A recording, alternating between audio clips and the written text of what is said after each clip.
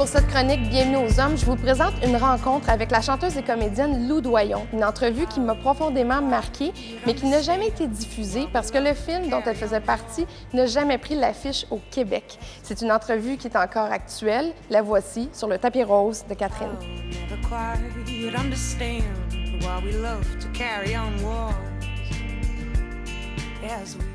Bonjour Lou Doyon. Bonjour. Quand Laure Charpentier vous a offert le rôle de Gigola, est-ce que vous avez été surprise qu'on pense à vous pour un rôle de garçonne? Non, j'ai un physique androgyne. Donc je suppose que ça rentre dans cette idéologie-là, que j'ai une maman qui est très androgyne, très aimée par que ça soit la communauté, que par absolument, enfin voilà, chaque genre de personne. Et aussi, je travaille beaucoup dans la mode, où on m'a souvent déjà travestie dans la mode aussi. Parce que voilà, pas de nichon, le corps un peu long, des angles un peu compliqués du visage, donc d'un coup. Et un caractère. J'ai beaucoup de caractère et en même temps, je dois être une des personnes les plus douces et minables que je connaisse. Je ne sais pas dire non, je me sens très très mal. Si je suis en retard, j'ai des palpitations. Donc finalement, je ne suis pas quelqu'un qui assume comme ça, mais effectivement, on n'arrivera jamais à me faire faire quelque chose que je n'ai pas envie de faire. Je vous ai vu dans une vidéo pour un truc de mode, vous dansez et vous êtes très à l'aise avec votre corps aussi. Vous en êtes consciente pleinement de votre corps. La majorité des gens que je connais sont pudiques du corps. Moi, c'est vrai que je n'ai pas de pudeur. J'ai une pudeur morale. Mais j'ai pas de pudeur physique parce que ça m'appartient pas beaucoup. C'est pour ça que j'aime les tatouages, les cicatrices, ma césarienne. Parce que ça, au moins, c'est grâce à moi. Sinon, c'est juste de l'héritage, ce qu'on voit. Et mes aventures de la vie, mes tatouages, mes cicatrices, c'est ma vraie fierté. Et ça, j'en suis beaucoup plus pudique. C'est choisi. Ah ouais. Qu'est-ce qui fait que vous n'avez jamais peur, justement? Ça vient de où, ça?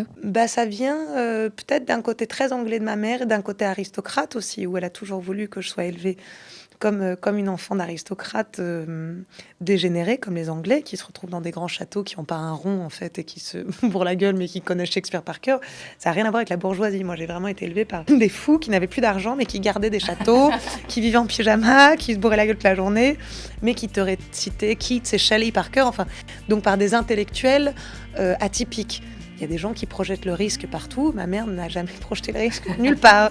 Donc c'est vrai que j'ai été élevée par un peu n'importe qui. J'ai été laissée dans des maisons, dans des appartements. Je prenais le métro toute seule, j'avais 8 ans.